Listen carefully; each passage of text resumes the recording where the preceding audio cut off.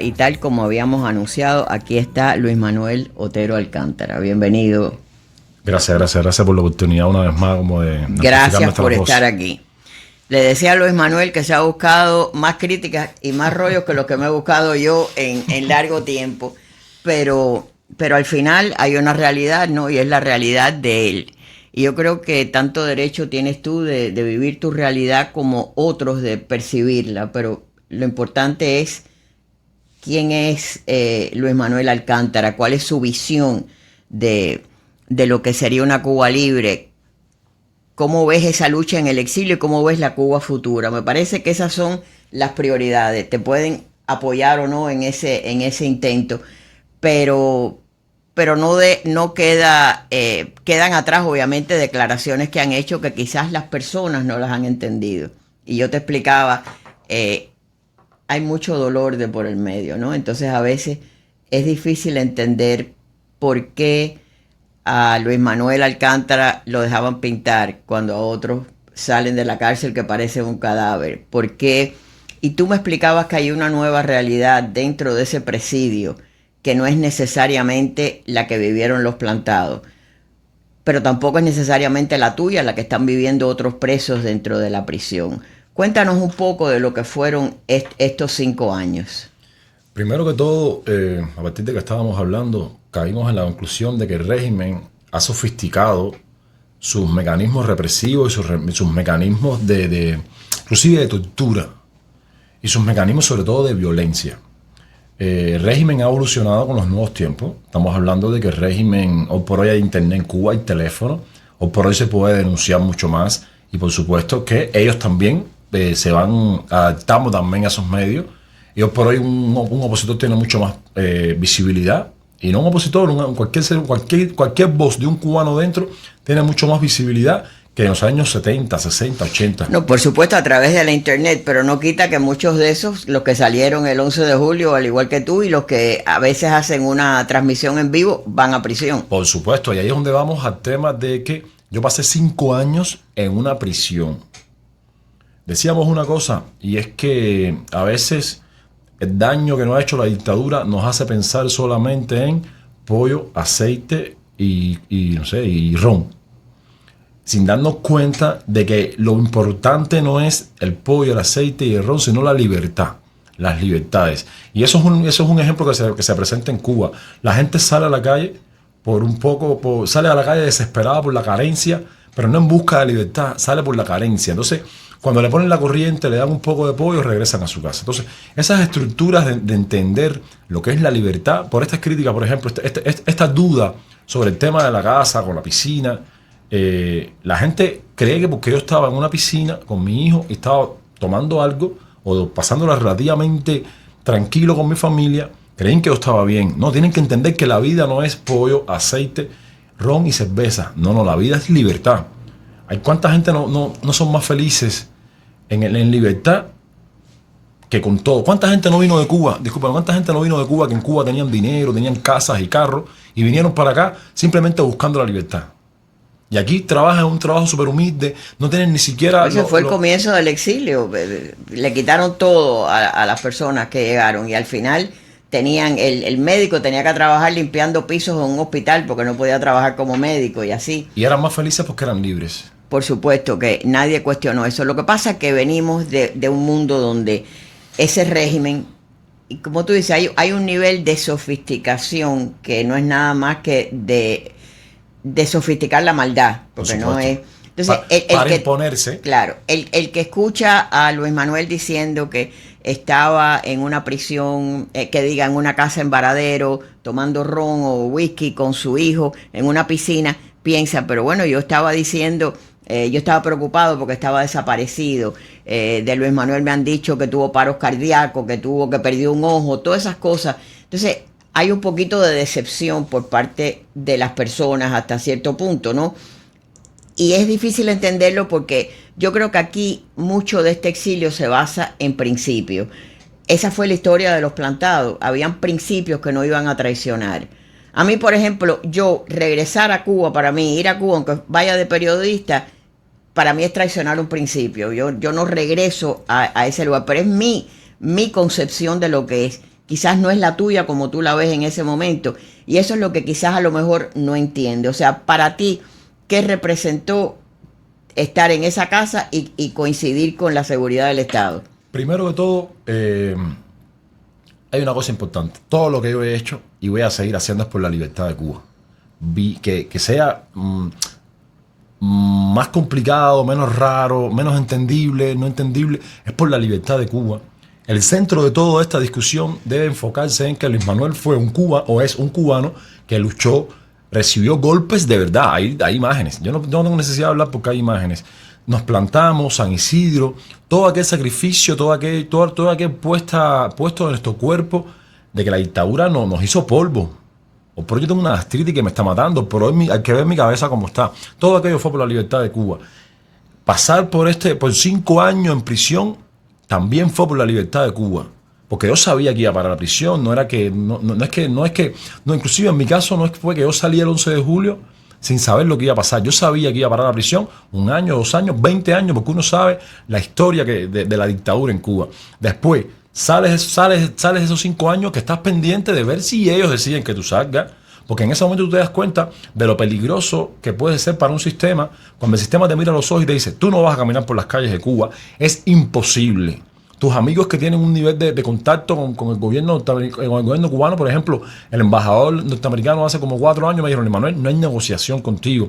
Cuando hubo esto que soltaron 500 personas, después 1000 personas, tú tampoco te fuiste en eso, tampoco saliste en eso, porque el régimen de una manera u otra no te quiere caminando por las calles. Ves que Ferrer, que es un peleador, un luchador por Cuba, tampoco lo quieren en Cuba. Tú dices, bueno, a mí no me van a querer en Cuba. Entonces la opción era o el exilio o seguir preso, inclusive muerto. Que no le tengo miedo a ninguna de las 3 cosas, pero yo siempre me debatí en cuál era la mejor opción para luchar por Cuba. Y definí que el exilio era la nueva etapa como mejor opción para luchar por Cuba. Y es donde me sacan de la prisión después de 5 años, ni un día más, ni un día menos. Y ellos tienen que tomar una decisión conmigo porque el parón no lo habían aprobado. No me van a llevar para el Cerro, no me van a llevar para San Isidro, eso estaba planteado. Yo quería ir para el Cerro, yo quería ir para San Isidro. Y es donde me llevan a una casa que ellos tienen que también lidiar con el Luis Manuel rebelde, con el Luis Manuel que se puede plantar, con el Luis Manuel que le puede echar a perder el tema del exilio. El Luis Manuel que de momento, si tú me mantienes en la prisión, me planto. Si tú me mantienes sin poder ver a mis hijos, sin poder ver a mi familia, sin poder al menos despedirme de mi gente, voy a formar tremendo lío, que lo he formado siempre, y lo voy a seguir formando. No es que ese Luis Manuel se modificó, porque ahí está. Y soy yo, aparte, yo estoy convencido yo. Yo tengo ese convencimiento yo. Y en la lucha, sobre todo, no es un problema de convencer a nadie, ni de demostrarle nada a nadie. Es un compromiso con el humano, con el cubano y con la libertad. Y en ese compromiso que tengo yo, sé lo que doy. Y ellos que tienen psicólogos, especialistas y te estudian detalle a detalle, saben hasta qué punto uno es capaz de hacer las cosas. Y en ese momento ellos me dicen, te vamos a tener aquí, puede ser en otro sitio mucho más perseguido, mucho más trancado, no vas a poder ver tu familia, no vas a poder ver a nadie, porque nosotros no podemos permitir que nadie te vea, que nadie que no tengamos el control nosotros te vea. Y es donde estoy en este sitio y tomo la decisión de que, bueno, el plan de gente fana me decía él, Luis Manuel, pero es que hay gente que no lo haría. Sí, yo sí lo haría. Yo necesitaba un aliciente, porque no estamos hablando de los 5 años solamente de la prisión, estamos hablando de que eran más de 10 años fajados, los plantados San Isidro, el Calixto García. Yo no he descansado durante los últimos 10 años por la libertad de Cuba, fajando por la libertad de Cuba. Y ahí están los testimonios. De hecho, pronto van a ver, ahí pusieron un documental. Y repito, yo llevo más de 10 años y voy a seguir los próximos 10 años, los próximos 6 meses. El tiempo que la dictadura esté en pie, yo voy a poner toda mi energía en función de la libertad de Cuba. Eso es lo que hay que entender. Y yo decidí simplemente despedirme de mi hijo. Lo más tranquilo posible, pasarlo con mi hijo, porque también hay un momento donde tú necesitas oxígeno para que tu cerebro se llene de luz para encontrar esa solución. Y fue cuando pasé ese momento lo más tranquilo y generé ese espacio de tranquilidad a mi hijo para que él entendiera. Pero hay un momento donde mi hijo empieza como a conversar con la seguridad exterior. No son tus amigos. Ven que tu papá soy yo. Esto que está aquí pasando es una especie de ilusión para que tú la pases bien. Y él cayó en la conciencia de que, ok, yo entiendo lo que me dice mi papá, no lo entiendo completo, pero voy a ser obediente. Y fue cuando regresamos a nuestro círculo cerrado de nuestra familia, que estábamos ahí, para despedirnos unos de otros, porque no sabemos si mi hijo puede volver a ver a su papá. Entonces, simplemente eso fue lo que ¿Qué pasó. te decía a ti la seguridad del Estado, a ti personalmente, más allá de ese intento de tratar de darle otra imagen a tu hijo? Realmente la otra imagen se la di yo a mi hijo, porque la opción era o la bronca o seguir en el conflicto eterno. Pero te digo, la seguridad del Estado te dijo algo en ese momento, conversó contigo. Sí, ellos me decían, tienes dos opciones. Aquí adentro no tienes más opciones para afuera. Aquí adentro llevamos a que te metemos en un cuarto, un baño, no te puedes mover de ahí el tiempo que esté el parol, o puedes pasar un tiempo con tu hijo. Tu hijo no puede decir dónde tú estás, porque si lo dices no vas a ver más. Tú sabes, la amenaza esta de que tu hijo no te va a ver más, si tú no vas a poder ver más a tu hijo. El hecho de que si tú ahora mismo tú te comprometes, o ese compromiso amenazador de que si lo dices las condiciones faltan y tú puedes estar un mes en seguir encerrado, y lo de menos seguir encerrado porque se llama encerrado, sino tener la oportunidad de pasar ese minuto. Yo llevaba 5 años sin poder compartir con un hijo adolescente, y era ese momento donde inclusive generar a mi hijo conceptos de lo que es la patria, generar a mi hijo de qué cosa es su papá. Porque tu hijo está viendo las redes sociales, creció 11 años, tiene 16, y está viendo las redes sociales, está viendo lo que la gente dice de ti. Pero ese minuto donde tú miras a tu hijo y tú le explicas a tu hijo qué cosa es tu papá, esa oportunidad no lo iba a tener. Tocando de la mano y mirando a los ojos, no es lo mismo una videollamada. Eso sabemos que es tremenda frialdad. Puedes darle un abrazo, el último abrazo, si tu papá está luchando porque tú y mis nietos estén orgullosos de la Cuba que debe venir y de todos los cubanos que estamos luchando por eso. Y que tu hijo entienda eso fue lo que fue esa especie de sacrificio de entregarle a la seguridad de Estado la moneda de que hay, de jugar en esa especie de juego sofisticado, que ahí es donde está importante. Nosotros, los opositores, los activistas, la gente que estamos construyendo las narrativas sobre Cuba, somos los que tenemos, lo que debemos saber lo sofisticado de cómo funciona la maquinaria de la violencia en Cuba, cómo tratan, cómo son selectivos a la hora de apretar un poco más, ser más violento en un espacio, ser más violento en otro. Ellos son una máquina de inteligencia represiva y que parte los huesos. Hay momentos donde tú sientes que los huesos están partidos y lo ves todo por fuera sano, y tú sientes que tienen una cosa que es un palo, no sé, que tú sientes que los huesos están partidos, te duelen, y tú dices, pero si no hubo un golpe, y lo logran hacer. Ustedes tienen mejor experiencia que yo con eso. Yo posiblemente esté empezando ahora, nosotros estamos empezando ahora. Entonces, como todos nosotros construimos la narrativa, es importante, y no hay duda, porque la duda pudiera ser que Luis Manuel que no está convencido de que la dictadura... No, yo no le quiero lavar la cara a ninguna dictadura, yo simplemente lo quiero ser honesto. Y la honestidad es un mecanismo también de lucha. Ahora, tú escogiste un mecanismo de lucha, y recuerdo en un performance que hiciste que evidentemente molestó al régimen y llamó la atención lo suficiente como para que te convirtieras en un opositor y terminaras en prisión. Un performance de quitarte la ropa y encaramarte en un poste. ¿Cuál es por qué ves tú eso como protesta, que evidentemente lo fue, en comparación con lo que hacen otros, a lo mejor salir, manifestar, pedir libertad para los presos? Explica el concepto ese tuyo en lo que es ese performance, que quizás para muchos, yo te lo pregunté en ese momento después que lo hiciste, te dije, ¿por qué este tipo de protesta? Primero, yo creo, y es mi visión, que un por ciento muy grande del discurso que uno maneja y el trabajo que uno maneja debe ser para el pueblo cubano, de dentro y de fuera, por supuesto. Ese pueblo que es el que tiene que tomar las riendas de su realidad y tiene que generar los cambios dentro de Cuba. Tienen que aprender a ser democráticos. Todas esas enseñanzas van directamente al pueblo cubano, cívico. Ya ni siquiera al mundo sofisticado, al mundo pensante, al mundo intelectual, al mundo de la oposición política que piensa la Cuba para los otros. Yo creo que un por ciento grande de ese trabajo debe ir para el pueblo. Y yo soy un negro del cerro que conozco el lenguaje de popular. Ahora mismo posiblemente en Cuba sea más famoso un reggaetonero que un opositor. Porque la gente muchas veces quieren aprender, pero necesitan también que hablen en su lenguaje. Y yo simplemente lo que hice fue una protesta porque no me permitían internet en mi casa.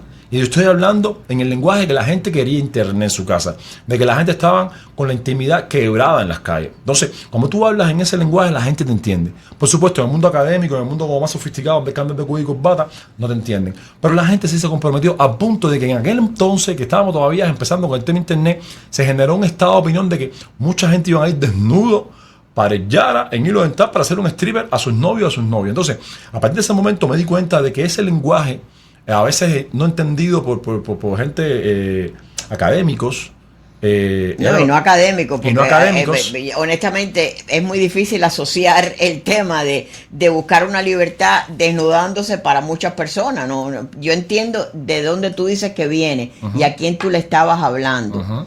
Pero esa tampoco es la realidad de un país completo. No, claro que no, ese es el problema. De hecho, en el movimiento San Isidro había musulmanes, habían políticos de derecha que se definían de derecha, políticos que se definían de izquierda, habían artistas con una manera, había de todo y todo convivíamos, y que había conflictos, por supuesto, pero todo convivíamos. El movimiento San Isidro y lo que generó alrededor de él era un experimento de lo que nosotros aspirábamos, que era Cuba, era esa convivencia, pero sobre todo el mundo mirarse a los ojos y decir cuál es el objetivo número uno, la libertad de Cuba. Como le dijo Martí Maceo cuando tenía que entrar con Falcon B a Cuba.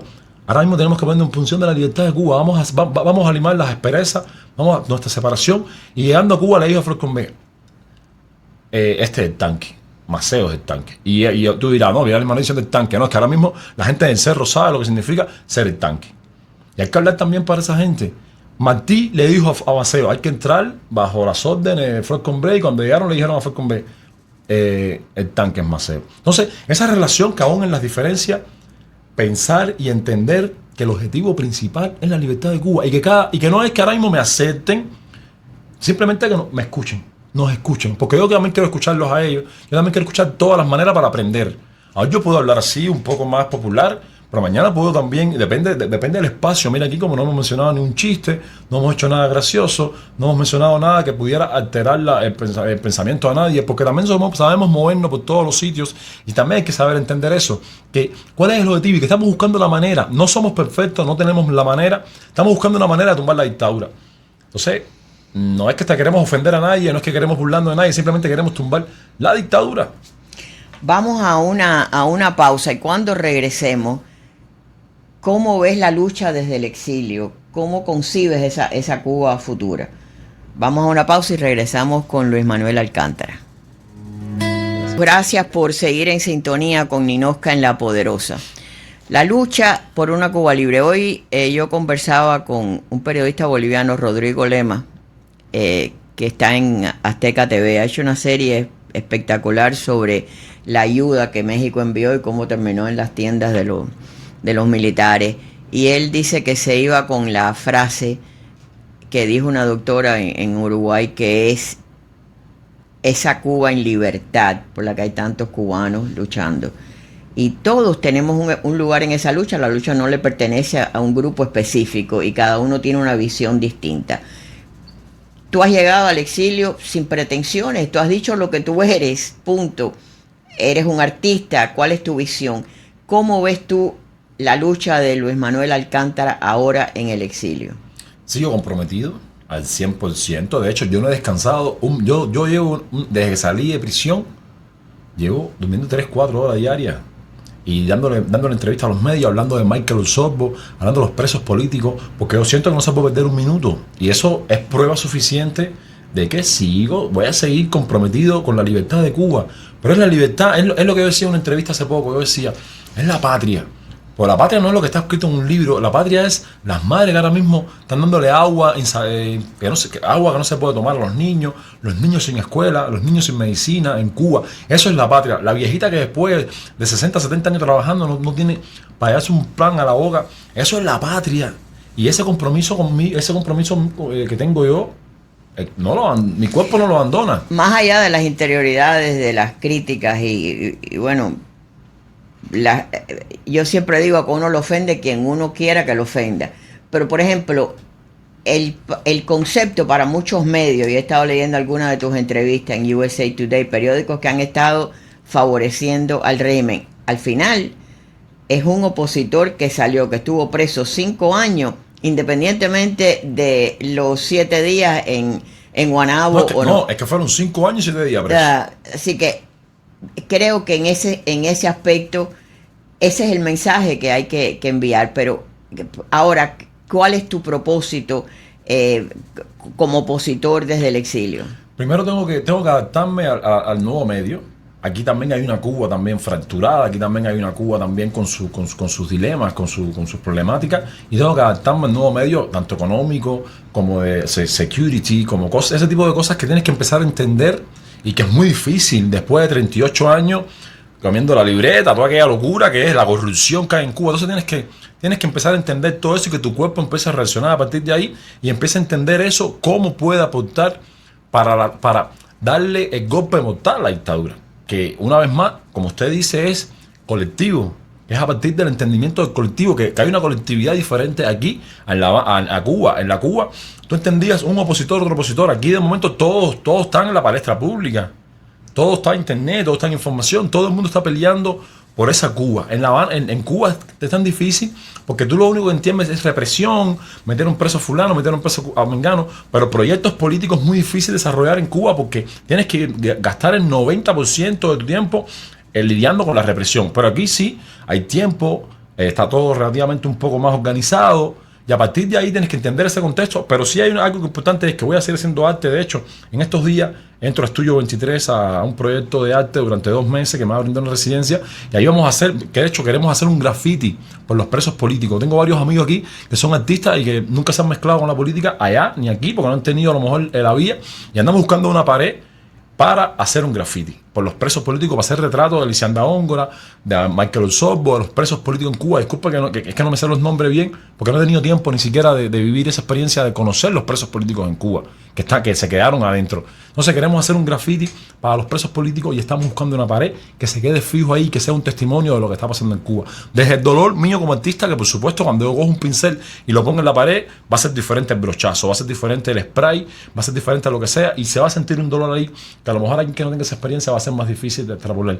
Tengo obras como, voy a hacer muchas obras. Queremos entregar la bandera de Drapeau, la obra esta donde yo estuve el mes entero usando la bandera como mi segunda piel. Queremos entregarlo en un sitio donde hayan presos políticos que hayan muerto, un cementerio. Me están hablando, creo que la Casa del Preso. La Casa del Preso tiene toda una galería de presos. Entonces queremos doblarla a nivel oficial con tremendo nivel de respeto y depositarla ahí con una vela para que descanse ahí con estas personas esa obra. Tenemos muchas ideas que ya tenemos que empezar a ceder un poco el tema de la prensa para empezar a ser reactivo en función del arte, que es nuestra arma más importante, nuestra arma más verdaderamente más mortal para la dictadura es nuestro arte, por lo menos desde nuestra historia.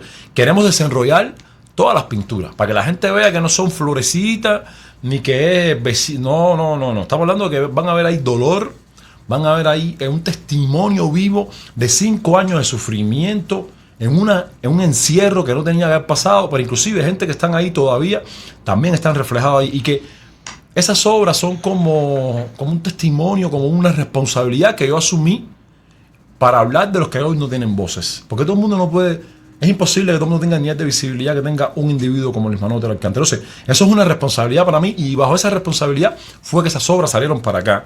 No salieron solamente para museos, y aún cuando estén en museo va a haber el testimonio en un museo de la represión en Cuba, de lo que es una dictadura y lo que sufre un ser humano. Y va a ser una descripción, porque minuciosamente a diario yo apuntaba a través de pintura cada detalle que veía del sufrimiento humano en el encierro. Entonces, va a ser un testimonio. ¿Cuáles eran esos detalles que tú veías?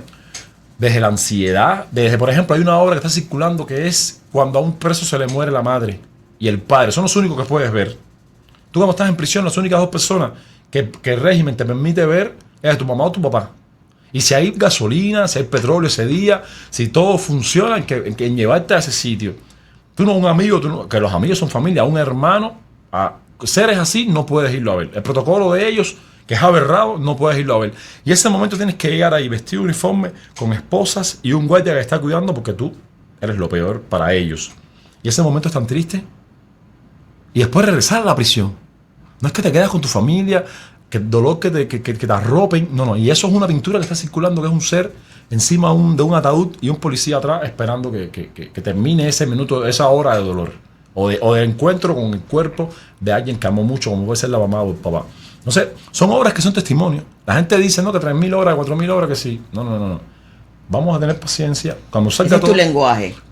Y hay cosas que no se pueden decir con palabras. Hay la famosa frase que una imagen habla más que 1.000 palabras. Yo adentro, había cosas que quería escribir, pero no se pueden escribir. Tenían que ser a través de pintura, a través de rasgar, de romper la pintura, porque era como yo sentía que se sentía un ser humano adentro, como yo me sentía. Yo raspé, yo rompí, todo eso van a tener la experiencia de tenerlo delante en algún momento. La Virgen rota, el concepto tuyo de lo que hay que restañar. Primero, yo estoy roto. Yo también estoy roto. Yo también tengo que restaurarme. Usted también está rota. Cuba es un país roto. Y la Virgen es el símbolo más universal del cubano. Yo creo que cuando se habla de la Virgen de la Caridad del Cobre, se está hablando de Cuba. Como mismo usted me dice, que es la única Virgen que tiene un barco y era premonisoria con el tema de la emigración, esa emigración abusiva, porque eso es un tipo de violencia que hay que hablar también y que nosotros tenemos que articular y explicarle al mundo que eso no es que van para turistear para Estados Unidos. Ni que nos fuimos porque queríamos ser emigrantes para ganar más dinero. No, lo que estamos hablando ahorita de Cuba, de hecho, de Cuba el que se va en estos tiempos es el que tiene dinero. La gente pobre no puede pagarse un vuelo y ir de frontera en frontera, no puede hacerlo, no puede pagarle una lancha. Entonces quien se va de Cuba se va buscando libertad y quien se queda es porque no tiene ni siquiera un pan para darse a la boca. Entonces viniendo de ahí regresamos a la Virgen. La Virgen es ese símbolo cubano, sobre todo de unión. Ahí nos encontramos todos, católicos, espiritistas, babalaos, santeros, opositores de un extremo o del otro, cubanos que caminan por la calle que ni siquiera saben lo que se está hablando. Todo el mundo en un momento determinado le prende una vela a la Virgen de la Caridad del Cobre. Yo durante los 10 años que llevo trabajando, la Virgen regresa a mi vida y regresa a mi vida, y esto es un ejemplo. Cuando yo estaba en la cárcel, Fundora, mi amigo, me dice: Limonel, hay que hacer algo. Yo pensaba hacer algo también, y en ese momento me iluminé y dije: bro, la obra es esta. Llegar con ese corazón roto, el corazón roto de Cuba, e intentar que todos nosotros lo amemos de alguna manera, porque nadie tiene cómo amar eso. Y siempre van a quedar grietas, siempre van a quedar huecos, siempre van a quedar cosas, pero todos lo intentamos amar ahí. No fui yo que lo amé, todos lo intentamos amar y sugeríamos por aquí y por allá, porque nadie tiene la razón sobre el cambio en Cuba. La única razón sobre el cambio en Cuba es estar en contra de una dictadura. Estar en contra de un régimen totalitario que tiene abusivamente un pueblo entero durante los últimos 70 años, 69 años, en un genocidio.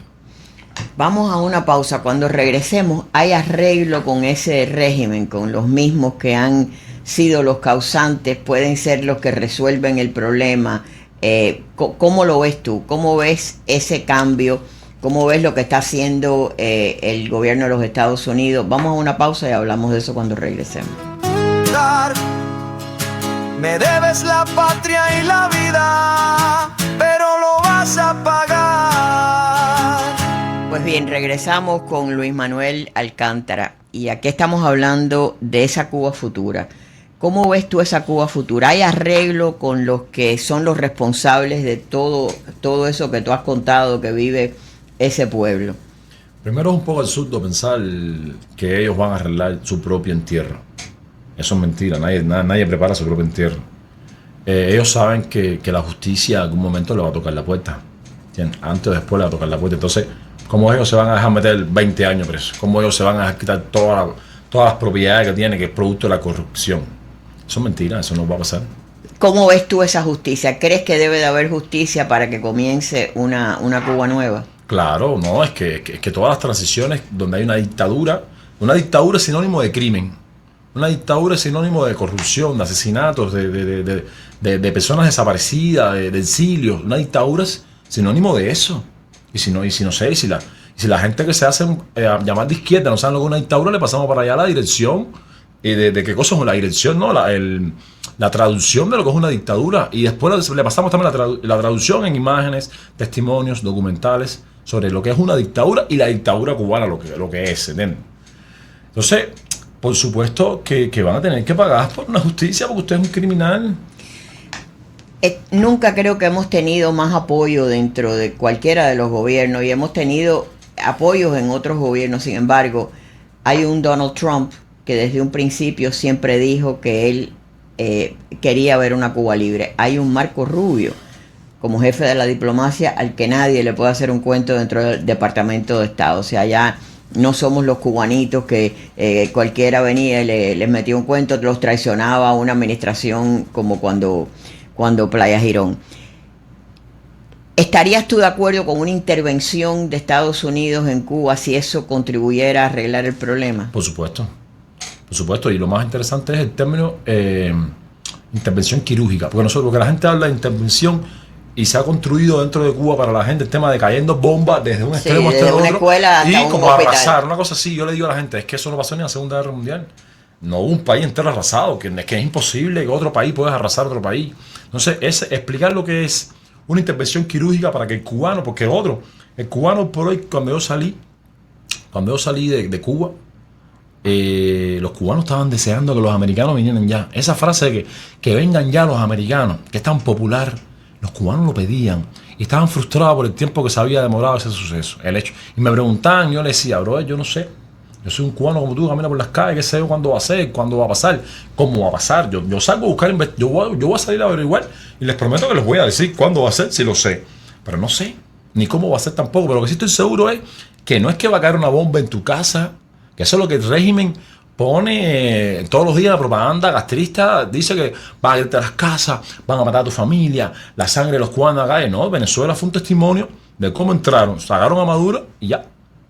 Y el que se resistieron fue los 32, que fue triste que habían matado 32 personas. Pero Maduro, que era el que no se murió, lo trajeron para aquí, Claro, lo enjuiciaron. los 32 eran mercenarios técnicamente que estaban mandados por Cuba. Pero mira qué loco, como un tipo como Maduro, que es el que se estaba resistiendo, y era el que tenía un pueblo entero, que tiene un pueblo entero. Los chavistas tienen un pueblo entero bajo la bota, no se murieron ninguno. Entonces al final, ¿quién se muere entonces? El que ellos someten. Es como la famosa frase del Che Guevara cuando lo capturaron: soy el Che Guevara y valgo más vivo que muerto. Después que mandó a morir a todo el mundo en las guerrillas. Y después que todo el mundo, sí, empuja al pueblo, la revolución, hay que defender hasta la última gota de sangre. Y tú no estás echando tu gota de sangre, porque todos ellos están muy bien alimentados, muy bien todo, mientras y que eso viene de la corrupción. Porque también hay que ver una cosa es un artista que tiene su mercado, sus cosas, y tiene sus amigos, pero el problema con ellos es que todo su dinero y toda su posición viene de la corrupción. Sus carros, su buena vida viene de la corrupción, no viene su salario como funcionario público que debería ser. Entonces, viniendo de ahí, ¿de qué me están hablando a mí? Al final a ellos lo van a ir a buscar, lo van a meter preso, a Raúl Castro lo van a meter preso, y los que se van a morir, los que van a sacrificar supuestamente, son la gente del pueblo. Solo le pido a la gente del pueblo que no se dejen utilizar en este juego. No se dejen utilizar en esos juegos. Y también hay otra cosa, que aún un estallido social en Cuba va a costar sangre también. Un estallido social en Cuba, cuando la gente salga para la calle, ellos demostraron que no van a seguir en el poder. Y se van a trincherar y van a mandar los tanques para la calle, las armas para la calle, y van a matar al pueblo cubano. Lo mataron el día 11 de julio. Sí, la sangre corrió gracias a ellos, ¿no? Mataron el día 11 de julio a gente, metieron preso a un montón de gente. Y cuando la gente ya aprende, ahora mismo, hay que salir para la calle y no regresar a la casa, va a haber muertes de cubanos en la calle. Entonces, si hay una intervención militar quirúrgica en Cuba y eso erradica el mal de Acuajos, quitan la dictadura y se empieza a instaurar un sistema democrático, por supuesto, con ayuda de los norteamericanos, los europeos, todos los países del mundo que tengan cultura democrática, bienvenido. Y había una cosa importante, es que lo que está pasando ahora mismo no solamente es el apoyo de las instituciones internacionales a los países, sino también del cubano que está todos los días fajado ahí adentro. Después del 11 de julio, hasta el sol de hoy, siguen los cubanos fajados, siguen los cubanos luchando, siguen los cubanos dándole candela a cestos de basura, siguen los cubanos protestando a diario y no han cejado y siguen echando 10, 15, 20 años.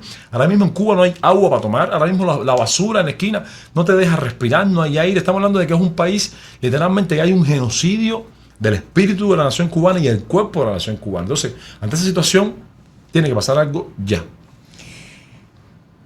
Al llegar al exilio, ¿te imaginabas el exilio como lo que has visto hasta ahora? ¿Has tenido críticas, como has tenido también halagos? ¿Te molestan esas críticas? ¿Han sido injustas? ¿Cómo es esa visión que tienes del exilio? Primero, antes de caer preso, ya había estado en Miami 4 días. Había viajado, había visitado varios lugares, a través de galerías, a través de museos. Que ahí donde le digo a la gente que yo tengo una carrera artística antes y sacrifiqué todo eso y puse todo eso en función de la libertad de Cuba. No es que ahora yo me hice artista porque salí de la prisión.